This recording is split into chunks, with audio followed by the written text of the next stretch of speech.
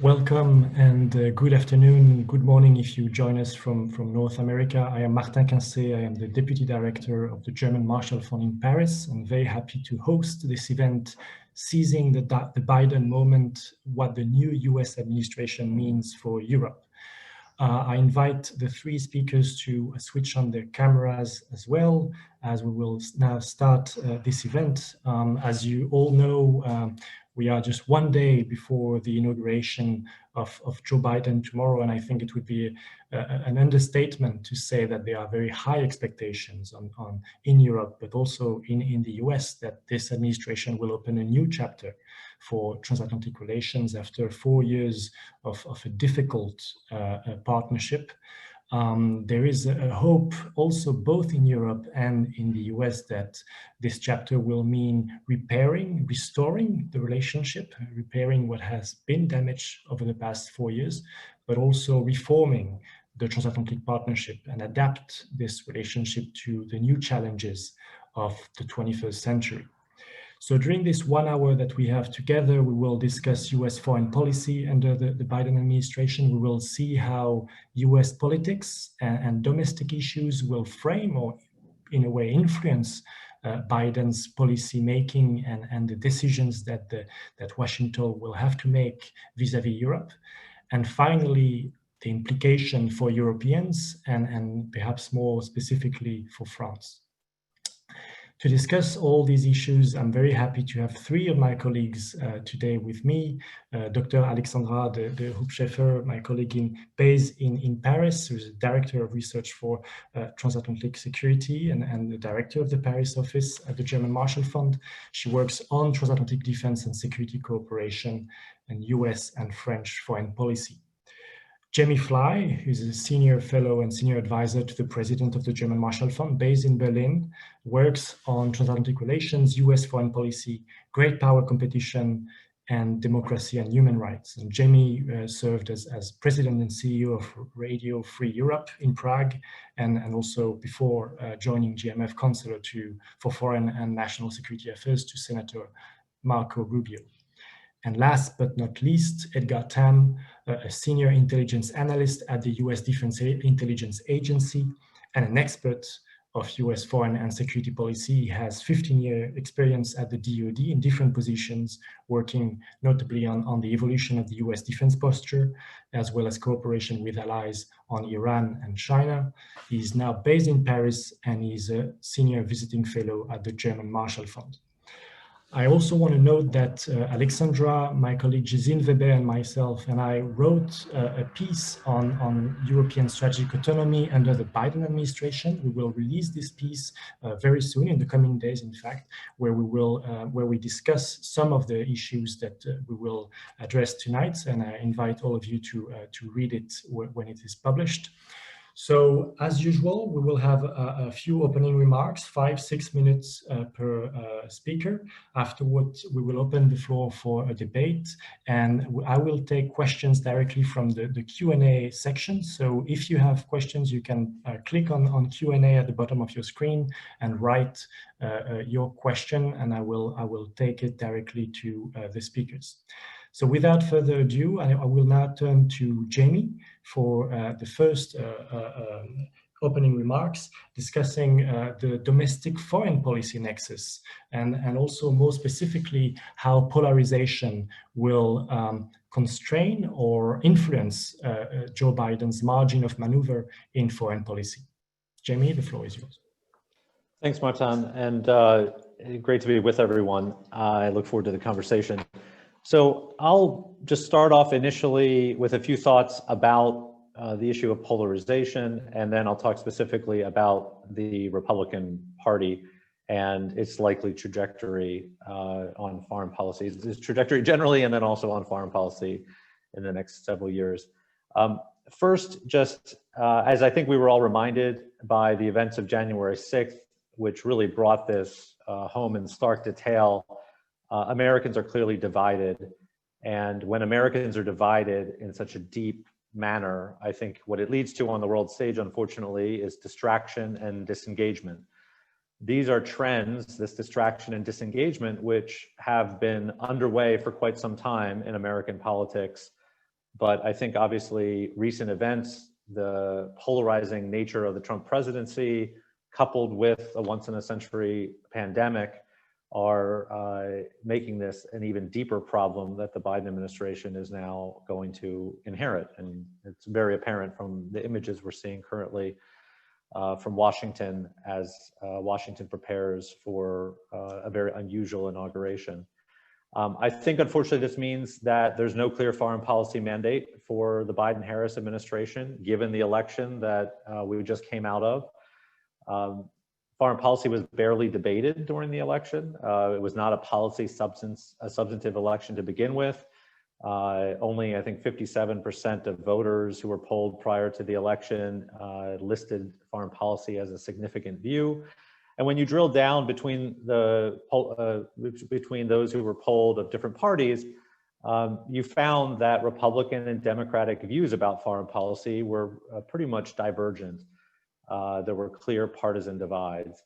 Republicans would cite priorities like China, terrorism, Iran's nuclear program. Democratic voters would cite issues such as climate change, foreign interference from countries like Russia, and also a lot of domestic issues, especially race relations, given what the country went through after the killing of George Floyd. When it came to tools, you also saw differences in the polling. Democrats prioritized alliances, multilateral approaches, international agreements, and Republicans, as they traditionally have been, tend to be more unilateral, skeptical of international cooperation. And it's also worth noting that in this cycle, Republican views about trade seem to mirror those of Donald Trump, which is a rather new development because the Republican Party traditionally was more supportive of international trade agreements. So there are a lot of divisions on both sides.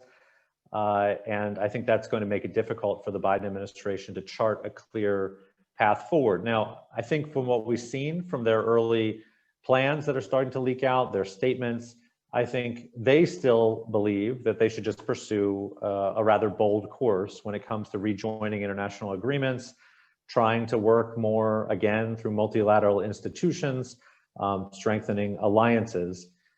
So I don't see the Biden team yet taking their foot off the gas, as we would say, and being cautious.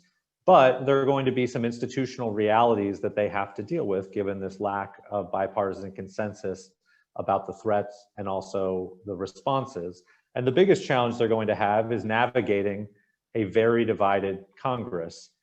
They can do many of these things through executive power, but ultimately to come up with solutions that can endure beyond a 4 or 8 year administration, they're going to need to work with Congress. And even though Democrats control both houses of Congress, their majorities are very small. The House Democratic majority right now is the smallest majority since the smallest Democratic majority since the 1940s.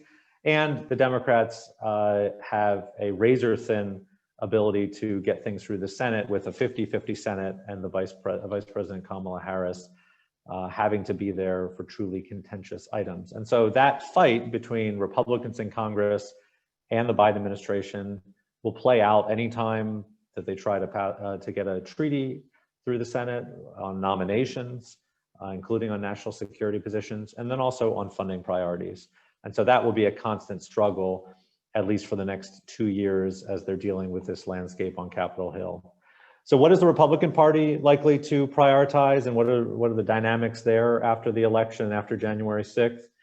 Well, after the election, Donald Trump oddly had a moment of opportunity, despite the fact that he lost the White House. He did much better than I think most observers and most Republicans expected. Democrats, meanwhile, were on the defensive because they did poorly in the House compared to expectations. And there was a lot of fighting that began within the Democratic Party about what went wrong, what their message should be going forward. Well, instead of capitalizing on that, the president obviously went down a path of conspiracy theories and fantasies about supposed electoral fraud and began to question the results. And this became a popular theory amongst many voters on the right. By some accounts and some polling, even I think 2/3 of Republicans seemed to think that Joe Biden did not win the election. January 6th showed ultimately the danger of those sorts of conspiracy theories and fantasies in American politics. And that coupled with the loss of the 2 Senate races and the ultimate loss of the Senate to the Democrats began to create some space, which previously did not exist in the Republican Party, for Republican lawmakers to distance themselves from President Trump. We're beginning to see the openings, I think, of the post-Trump conversation, with a small number of House Republicans voting against the president, voting to impeach the president. We'll see how many Republican senators vote to convict once there's a trial in the Senate. But it's opening the potential for a post-Trump future. It does not mean that Donald Trump is going to go quietly. He and his allies are already beginning to threaten those Republicans who voted to impeach him, or those who are considered to not be sufficiently loyal to him. They're threatening primary challenges, threatening their congressional seats. There's still a lot of Trump support at the state and local level. And so it's very unclear where this divide within the Republican Party will go in the next 2 years. There are some emerging points of consensus because of Donald Trump's success with continued success with working class voters, his success in increasing minority support for the party. There is an intellectual debate kind of emerging around the idea that the Republican Party is now a multi-ethnic working class party, but it's very unclear if there's a figure other than Donald Trump who can bring together these varied parts of that coalition. And it's even more unclear what that sort of party would mean for foreign policy. And so I think, just to end, in the next 2 years, what you'll see from the Republican Party in Congress is a continued focus on a Trumpian approach to China, and an ability and willingness to kind of outflank the Biden administration if they're not seen as sufficiently tough on China. A continued interest in being hawkish on Iran, very pro-Israel, following through on a number of those priorities from the Trump administration. Perhaps a little bit less strident when it comes to allies and alliances. It'll be interesting to see whether the Republican Party embraces some of the kind of anti-ally rhetoric of the Trump administration or reverts to its pre-Trump norm in that area. And then finally on trade, a party that continues to be skeptical of international trade agreements. And in that area, I honestly think there's a lot of consensus with the Democratic Party right now, where you have a Biden administration focused on a working class or middle class foreign policy, and a Republican Party aiming for a working class foreign policy. And it'll be interesting to see whether that's an area where the Biden administration, especially industrial policy, the international economic realm, actually reaches out to Republicans in Congress and tries to forge consensus. So I'll end with that. Thank you very much. I already have quite a few questions myself. I see that they are in the Q&A box, but I want to turn first to Edgar and to ask you to discuss what you think will be the priorities in foreign policy of the Biden administration. What will be maybe also the few aspects that will be in a continuity with what Donald Trump has done over the past 4 years. In a way, Jamie already kind of alluded to maybe trade policy or a certain skepticism towards military engagement. That kind of things may have a direct impact on the way the US will engage with Europeans. So in a few minutes, if you had a message for European partners, what would it be? Yeah, sure. So thanks for having me again. And everything I say here obviously is in my hat as a GMF fellow, the caveat that's required. First, in looking at what Biden's going to expect from Europe, I think it's important to look at what I call the 4 recognitions that are becoming clearer as we get some more info on who will be on Biden's foreign policy team. The first is there's a recognition of the damage that the past 4 years has done to US partnerships abroad. We face uncertainty with NATO. Our partners and allies abroad, in particular in Europe, have seen what appears to be a willful disregard of their views, in particular towards our policies in the Middle East and in Asia, and with Russia.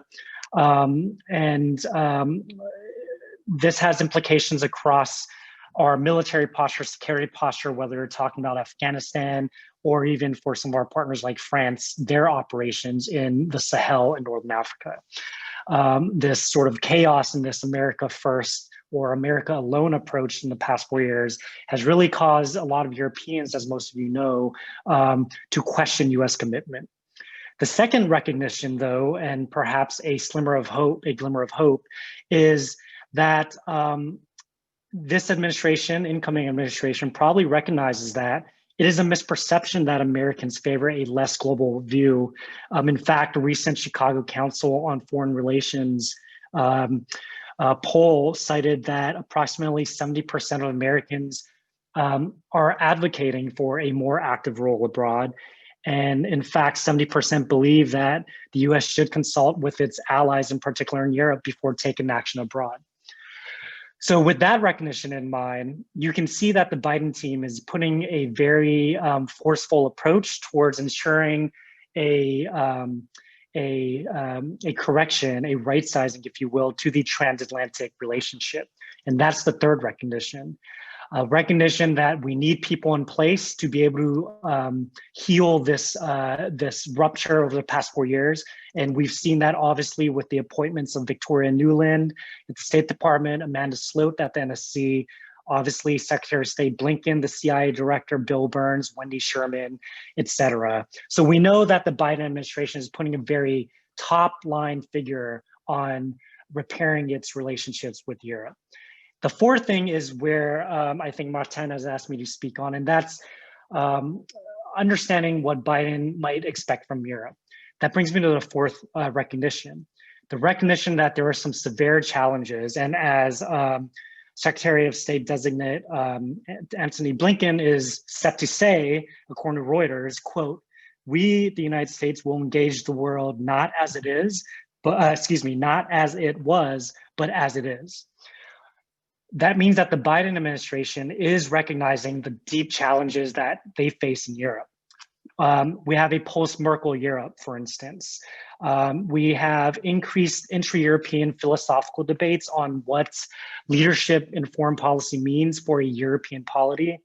We see that in the strategic autonomy debate, for example. But in the 4 years past, we've also seen a growing involvement of the UK, France, and other countries, European countries, in operations and conflicts that they previously haven't been involved in. The Middle East, for instance, where France sent actual air defense assets and an aircraft carrier to do freedom of navigation operations. We also obviously see France engaged in a nearly decades-long operation, increasing its operations in the Sahel. We also see a willingness of some of our European partners to actually use leverage from their state coffers, for instance, arms sales, to hold countries accountable for human rights violations, such as Germany and Saudi Arabia recently. And the important thing here is that, and the most important thing we've seen in the past 4 years, there is going to be a skepticism, and I think the Biden administration understands this, of the US position by Europeans, and a fear by European capitals of a reversibility of the policies that the United States puts forward in the next 4 years. So what we're going to see, I think, in the next 4 years is a Biden administration that is no longer focused on traditional threats, the hard power threats such as China, Russia, and dare I say Iran in the traditional sense, in hard power sense, military security issues. What we're going to see instead is a shift towards looking at those countries, China, Russia, Iran, through the prism of non-traditional threats. For example, climate change, the digital economy, disease preparedness, democracy promotion. And we see this recognized even in recent days as the National Security Council in the United States has been reorganized to really emphasize those non-traditional threats. And so what I think we're going to see over the next 4 years is an approach towards some of these hard problem sets, such as China and Russia, not through asking the Europeans to do more in the South China Sea, although I'm sure the Biden administration would like that, but perhaps asking Europe to do more to pressure China in the digital economy realm, disinformation, artificial intelligence, really asking the Europeans to get on the same page ensure we have common definitions as to what some of these non-traditional threats are. Because I think there's a clear understanding that these are threats we did not see 8 years ago, that are going to be ever present the next 4 years and in the near future. And so what we're going to see is a focus on climate change, as we've seen President-elect Biden talk a lot about. We're going to see a focus on the digital revolution, as the National Security Council is calling it, and emerging technologies. And also we're going to see an increased focus on really revamping our joint collaboration with the Europeans on promoting democracy, our values, and and equality, both social equality and economic equality. And so I think with that, I'll turn it over. In terms of the topics, I have to refer everyone to a really good GMF product that came out. I think Bruce Stokes and others led, that was recently released. I think all of those recommendations are exactly reflecting the new trend we'll see in the next 4 years of Biden's focus on these non-traditional challenges. Thank you very much, Edgar. Again, a lot to discuss, but before, let's turn now to Alexandra for the perspective from Europe, from Paris, on what the US administration truly means for Europeans, or as one of the questions already asked, what it doesn't mean also for Europeans. I want you to tell us more about what you think the debate in Europe will be under the Biden administration, and perhaps how Europeans can also be proactive and not only passive in waiting for Washington to tell them how this is going to be. Merci, Martin, and thank you. It was fascinating to listen to my two colleagues, Edgar and Jamie, because it reminded me, in fact, that the transatlantic relationship has always been, and obviously will continue to be, about asymmetric expectations from both sides of the Atlantic. I've been working in the transatlantic field for more than 15 years now, and I'm struck that when the United States looks to European partners, it looks for more capabilities. Number one, the so-called boring burden sharing debates. But they also look to European partners for alignment on US policies and strategic priorities, including, as we all know, by using tariffs or extraterritorial sanctions as coercive tools. Now, on that side of the Atlantic, I'm based here in Paris, Europeans look to the United States for global leadership, for stability, and for security guarantees. Now, these are obviously very different expectations, and these different expectations very often lead to mutual disappointment. Washington complains that Europeans do not do enough, especially in terms of defense spending, and are not always reliable allies on China, for example. And we've seen that, in the debate that we've already seen among the Biden team after the signature in principle of the EU-China investment agreement, which has already triggered debates in Washington. And on the other hand, Europeans see the US leadership as increasingly unreliable, unilateral. I've read many questions in the Q&A part, mentioning the US withdrawal calendar from Germany or from Afghanistan. All of these issues are considered as, decisions, American decisions that actually have huge implications for European security and strategic interest. And Europeans increasingly see US leadership as being driven by diverging views on geopolitics and trade. And so this so-called decoupling, which has accelerated under Trump, has ended up creating an unprecedented crisis of confidence, and which obviously Biden and his team intends to tackle, address, and remedy.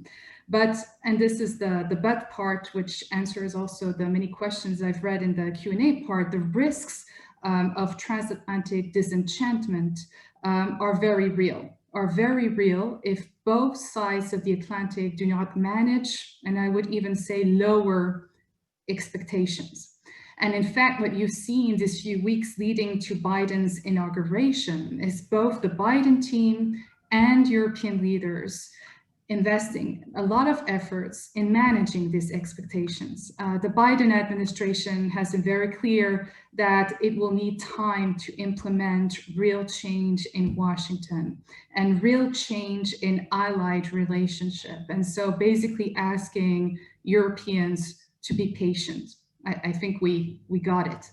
Biden is also the first American president to arrive at the White House without expecting a reset with Russia or China or even Europe. And there I rejoin what both Jamie and Edgar just said. There is a sense of realism, very much driven by probably the younger members of Biden's team. I'm thinking obviously of Jake Sullivan, his to become a national security advisor at the White House, people who are constantly reminding Biden that the world has changed since the first presidency of Barack Obama, has drastically changed these last 4 years, and that you cannot get back to normal and you cannot go back to the Obama policies, and therefore you cannot go back to the sort of traditional relationship with European partners. Now, as for Europeans, and that is something that Edgar mentioned as well, after 4 years of Trump, Europeans have grown more assertive in clarifying their policy disagreements with Washington.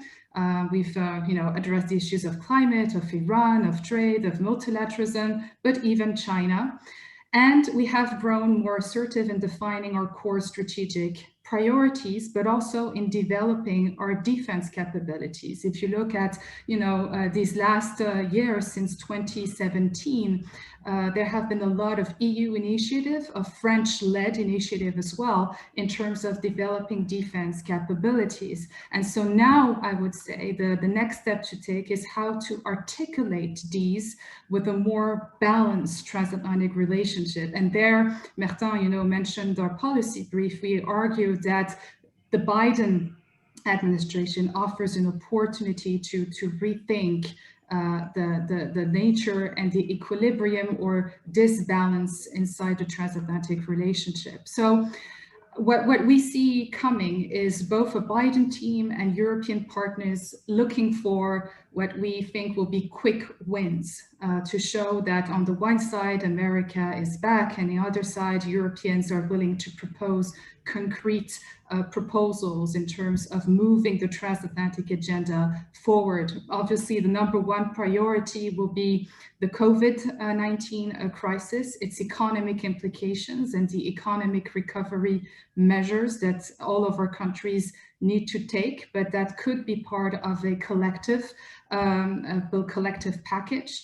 Reaffirming American leadership on climate change, that obviously is at the core of what Europe is and what Europe has been standing for these last years. And of course, I've seen a question as well on the so-called Summit for Democracies that Biden has been promoting as a summit that he would like to be able to convene during his first year of presidency. I think there is also a transatlantic conversation to have on addressing the question of declining democratic values, because this is obviously a domestic political issue that we share on both sides of the Atlantic. So these will be the core at the forefront of the transatlantic agenda, but before, I would say, tackling the more sensitive issues like technology or data privacy. Now, what's interesting to see is that Biden will also have little time on many important strategic diplomatic issues because of the diplomatic military deadlines that will require very quick actions from the White House. I will just, address 3 issues where obviously Europeans are an indispensable partner. Afghanistan, obviously, will be among the first issues, with obviously an Atlantic Alliance meeting scheduled very quickly after Biden's inauguration to address what follow-up will be given to the mission and to the US withdrawal calendar. The second one that arrives very, very quickly is obviously the Iran issue, because there's just 5 months before the next Iranian presidential election arrives to potentially revive the nuclear deal.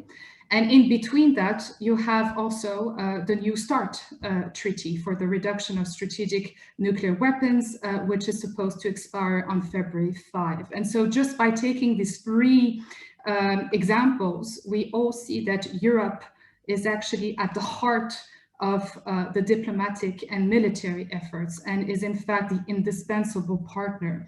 So what we have been arguing in our paper is that Biden's policy will naturally lead to a pivot towards Europe and probably also a pivot towards Brussels. Doesn't sound very sexy, I know, but it will be very interesting to see how the EU-US partnership evolves. What kind of discussions we will be having in the EU-US format, because when you look at Biden's priority, and Edgar has tackled that, climate change, trade policy, but also very quickly technological norms. These are all issues where either the EU holds exclusive competency or part of it, or has an increasing influence on these issues. I'm thinking of the tech issue.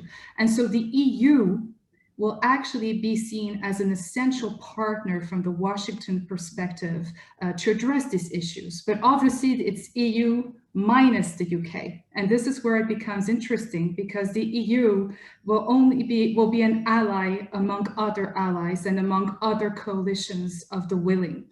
What we're seeing is the so-called, Biden return to multilateralism will in fact be a very American version of using multilateral institutions in a flexible ad hoc way.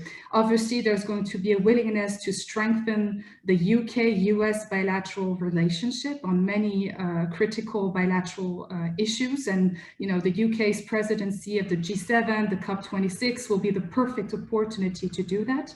There is also the French-US special relationship, especially when it comes to military cooperation. Edgar mentioned that as well in the Sahel, but also in the Indo-Pacific, but also on the Iran nuclear issue, where France has a particular voice there.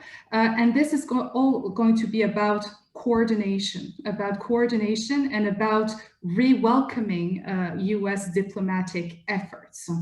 And to the question that I've seen, what the Biden administration does not mean for Europe, I agree with what has been said, which is that obviously Biden himself personally does not want the United States to get too deeply involved in crisis management, like Iraq, Afghanistan type of military interventions. The Sahel, we know that there is also a review of the US military footprint in Africa. And so what we have been seeing as a more, I would say, longer trend in US defense policy is not so much a burden sharing debate, but it's more of a burden shifting trend. The willingness of shifting more and more of these security crisis management responsibilities to European partners, but also to regional partners.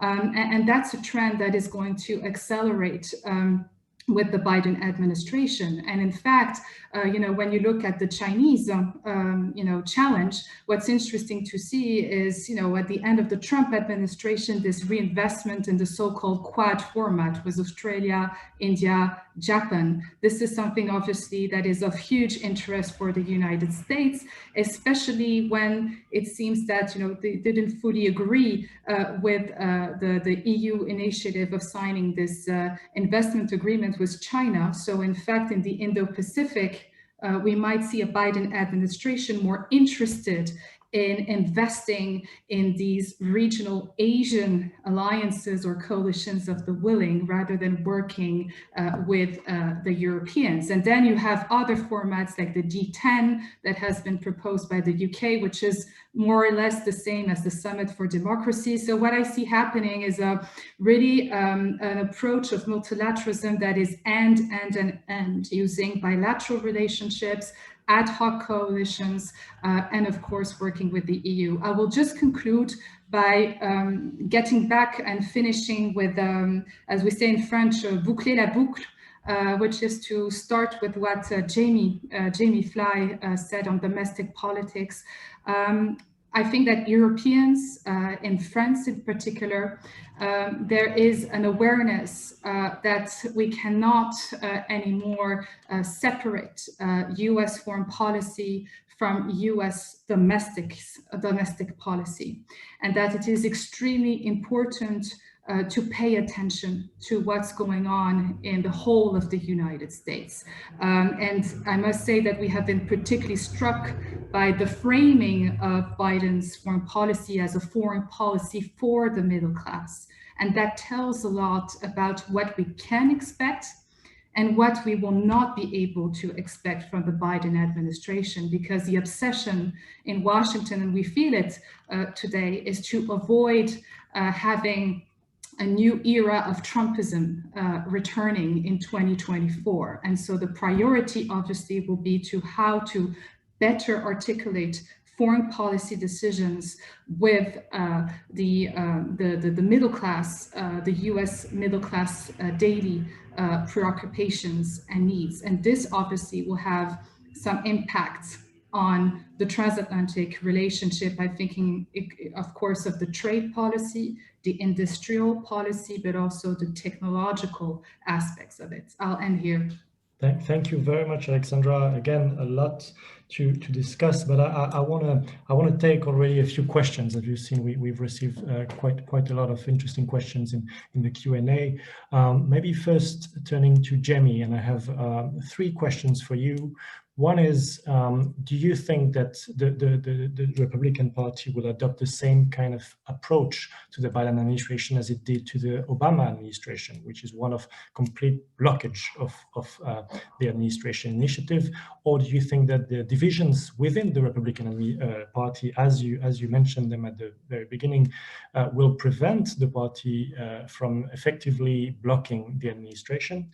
A second point is if you could maybe a bit elaborate on the divisions within the Democratic Party and whether this will be an issue for the Biden administration and on which specific topic.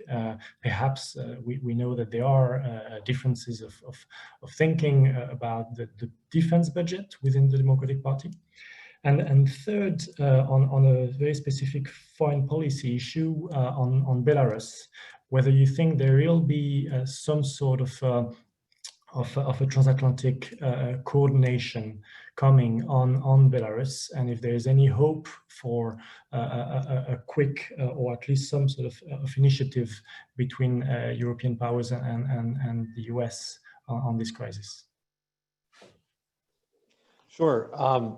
First, on the Republican approach in Congress to the Biden administration, I think we're likely to see on most issues Republicans, trying to oppose the president's agenda. Some of them will just be natural because a lot of the priorities of the Biden administration, rejoining Paris Climate Accord, negotiating a broader climate agreement, returning to the JCPOA. I mean, these are, as I've mentioned in the views of voters in either party, I mean, these are not middle of the road issues where Americans can come together in the center. I mean, these are red meat issues on either side of the political aisle. And so there's no upside for Republicans to compromise on something like the JCPOA at this point. It's actually a rallying issue for many Republicans. I think in the economic realm is where it will be interesting, and the China issue. And this will be interesting to see how much the Biden administration pursues a different approach than the Obama administration did. And I think if they're smart, they'll adapt a number of the initiatives that the Trump administration have pursued vis-a-vis China. They'll try to bring allies and partners along more often, and they'll try to work with Republicans on some of the domestic elements. The Biden administration is already talking about China, and I think Tony Blinken did so in its prepared remarks for his hearing today, as a challenge that where we need to outcompete Beijing. And to do that, it means looking inward at the US economy and looking at how the US economy is structured, the role of government in certain industries. And that's an area where a number of Republicans have already been floating proposals during the Trump era. And so there could be some bipartisan cooperation there. The one final thing is the major difference between Obama and Biden are the characters and the personalities of the presidents. Joe Biden is a creature of Capitol Hill, a creature of the Senate. He knows how to cut deals. It's something that Barack Obama was never comfortable with, the sort of retail aspect of politics and understanding where your negotiating partner is coming from and what their needs are. And so I'm sure President Biden will try to put his skills to the test on select issues. And so that may lead potentially to a few areas of common ground. On the Democratic Party divisions, it's been interesting to watch because we've seen progressive concerns during the transition about some of the personnel decisions being made by the incoming team. There was an effort to try to get more progressives into key national security positions. My reading from watching this from the outside is that most of that did not happen. You have a few appointments that maybe were seen as a gesture to the progressive movement. But for the most part, these are national security alumni of the Obama administration. They're seen as liberal internationalists. They're seen as more centrist. And so there could be friction if this is what the team is going to look like, and progressives are left on the outside in key congressional offices or at interest groups once the administration starts pursuing issues. Certainly the defense budget's going to be an area where I think progressives will focus on. I think Bernie Sanders is going to be likely chair of the budget committee in the Senate. There will be other issues if it comes to the Middle East, if there are crises where potential US intervention is being debated, that will be a sore subject within the Democratic Party, as well as a broader debate with the Republican Party. And so I think we have not seen the last of those divisions within the Democratic Party. In the early phases, I think the liberal internationalists appear to be winning if you just look at the people who have been appointed. On Belarus, I think it's an area where it's ripe for transatlantic coordination. There honestly wasn't a lot of disagreement between the Trump administration and the Europeans on Belarus. I think the Trump administration was just slow to respond. There's a lot of bipartisan congressional interest. There's been some key legislation that's already been passed by Congress with bipartisan majorities supporting it, calling for more sanctions, calling for more US and European support to the rightful government of Belarus. And so I think once you have key personnel in place, this is a very logical first issue, as well as Russia, which was mentioned earlier, because there's a whole host of Russia-related issues, some arms control related, but now also in the human rights space with the arrest of Alexei Navalny. And so in both Russia, Belarus, I would expect efforts by the Biden administration to work closely with European partners from day one. Thank you very much, Jamie. Edgar, I also have 3 questions for you. In a way, Jamie just mentioned the difference between Joe Biden and Barack Obama, but I want to push you a bit further on this. When we see the nominations, there is the question of whether the Joe Biden presidency will be Obama 3.0, and what are the main differences? I think you quoted Tony Blinken in your opening remarks that the US needs to see the world as it is. This is, if I'm not mistaken, the title of Ben Rhodes' memoirs of the Obama years. So again, what do you think will truly distinguish the coming administration from what Barack Obama tried to do between 2008 and 2016? Second question, turning to the Middle East, what do you think will be the Biden's administration approach to nuclear Iran issue? You've written, I should mention, you wrote a piece for GMF with Ariane Tabatabai on this. So maybe you could elaborate a bit more on what you think may be the next steps on this issue. And third, on Saudi Arabia and other allies in the region that have been targeted by democratic officials for many months and years now. What do you think the Biden administration will do with these criticisms, especially considering Saudi Arabia action in Yemen? How will the administration find a balance between its interest in the region and the push from the Democratic Party to be tougher on these allies? Well, thanks for that, Martin. On the first one, is this going to be an Obama 3.0? Look, on the general issues, democracy promotion, or values, yes, it will be, because it has been the platform of every Democratic administration.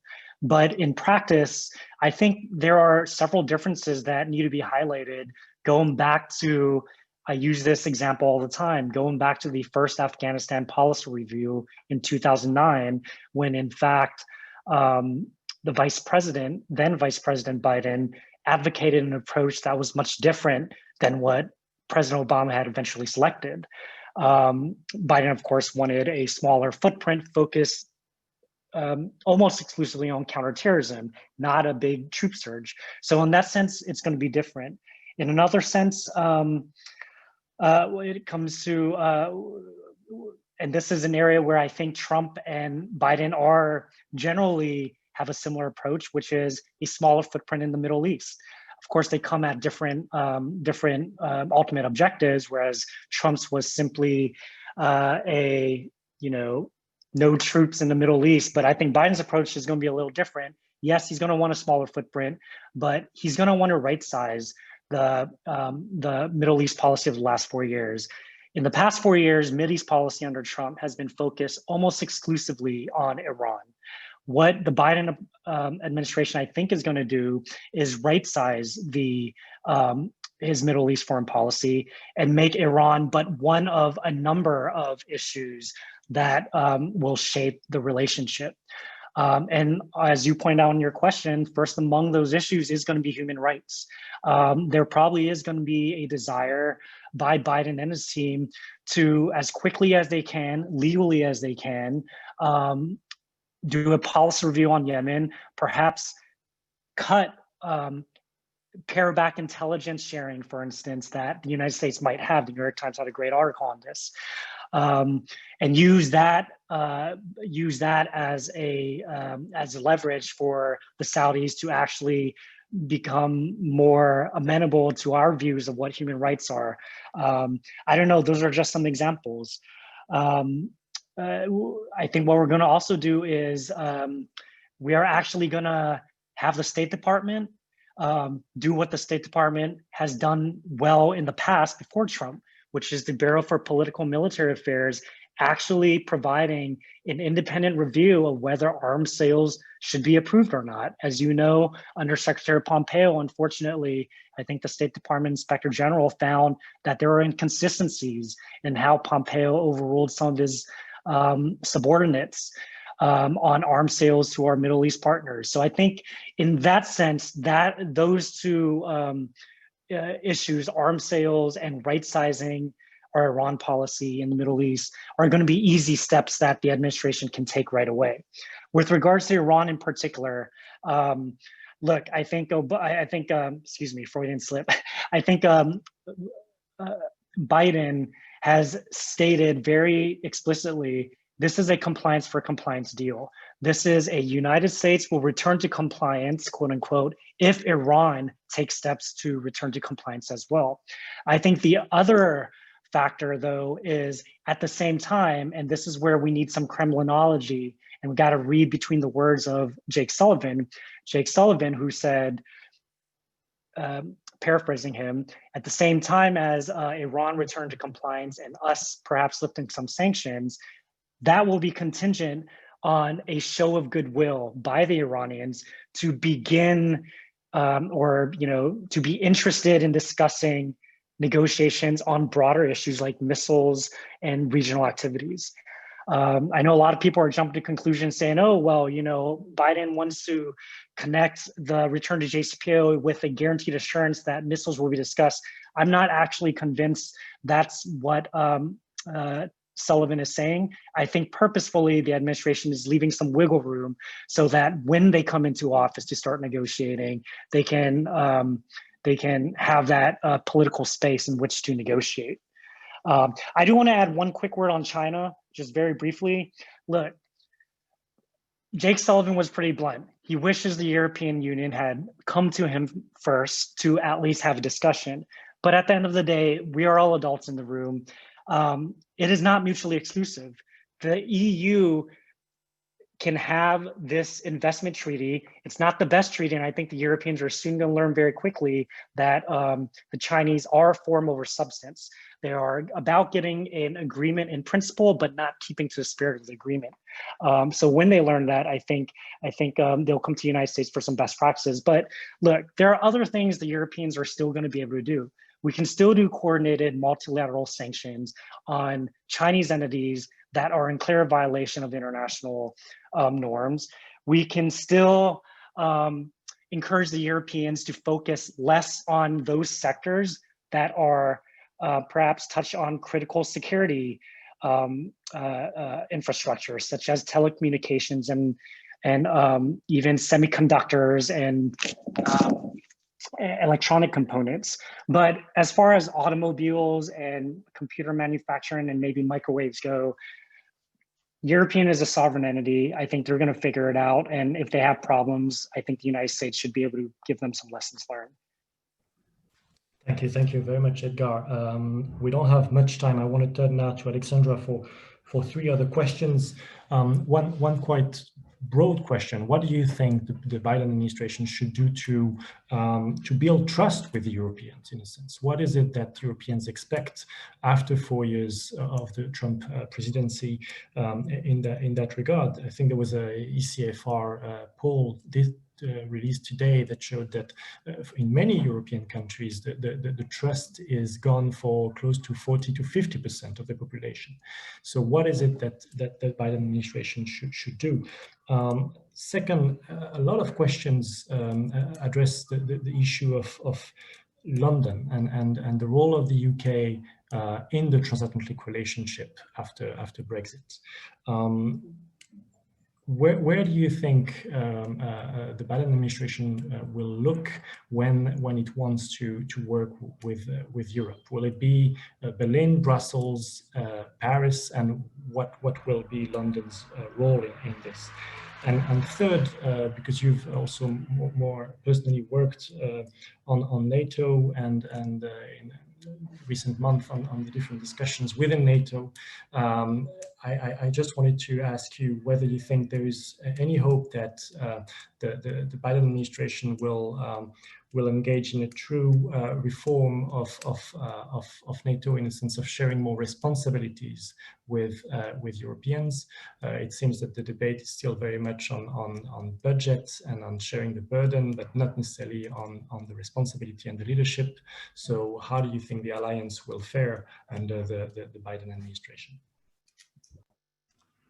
Thank you very much, Martin. So very, very quickly, first question: what can Biden do to build trust with Europeans? I think my response will be very, very direct, which is to stop governing through executive orders, because executive orders make the United States international engagement unpredictable.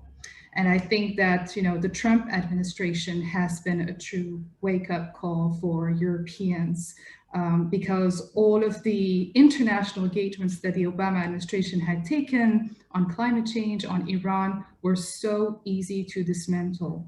And so I think that the response lies less in the presidency and more in the Congress. Because if the foreign policy decisions are not approved by Congress, then in 4 years to come, they might be reversible. And this is exactly what Europeans are afraid of.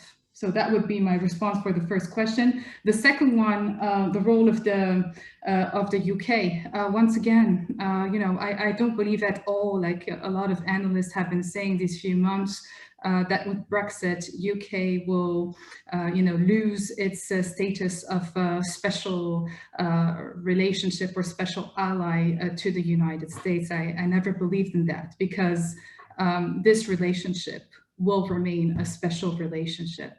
But you will have, we're going from a Trump presidency where there has been no special relationships with the Europeans to now a Biden administration where you might have several special relationships, and specifically with the UK on many, many issues, including on trade issues, on security and defense issues.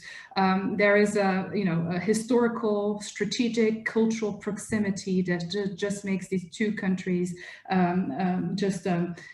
special partners. Then about the so-called E3 format, Berlin, Paris, UK, going for Brussels. As I've said, I mean, we're going to see the return of a very American interpretation of multilateralism, which is how to keep multilateralism as flexible as possible so that you use the right formats: bilateral, multilateral, minilateral, quad, trilateral, depending on the issue you need to tackle. And in fact, this is very much what France is doing as well at the European level, either going for Brussels when it works, and when it doesn't work, we choose to partner with coalitions of the willing, with European partners that are willing to tackle a specific issue together. So whatever works, which I think is not just is not such a bad thing, is just being pragmatic and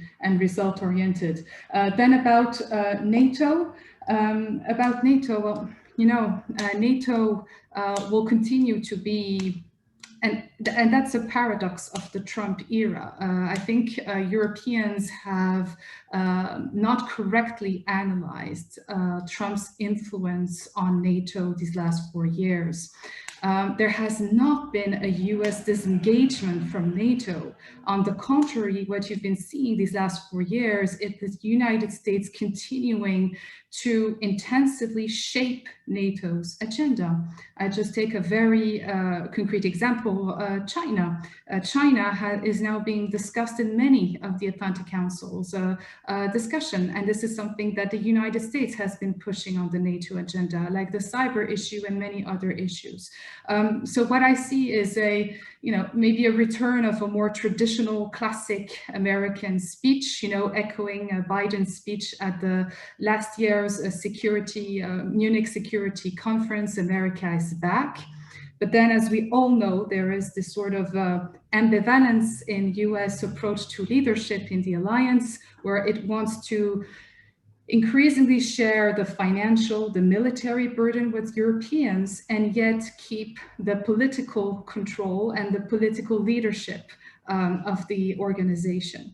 And you have that very much translated into the issue of the NATO's involvement in Afghanistan, a decision that Trump has been taken. So I think that what Europeans can expect from Biden within the alliance is a more, I would say, a consultative approach to the American leadership, where hopefully there will be more consultancies, there will be a more collaborative approach to how to take decisions together. But again, considering US, financial military weight inside the alliance, this will continue to drive the alliance and the alliance priorities in the direction of the United States' global priorities.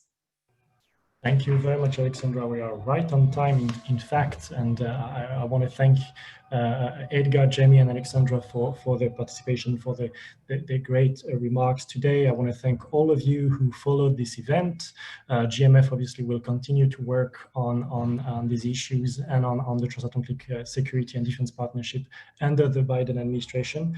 Look forward to talking to you in other formats and perhaps in person very soon. Have a good day. Bye-bye. Thank you. Thank you.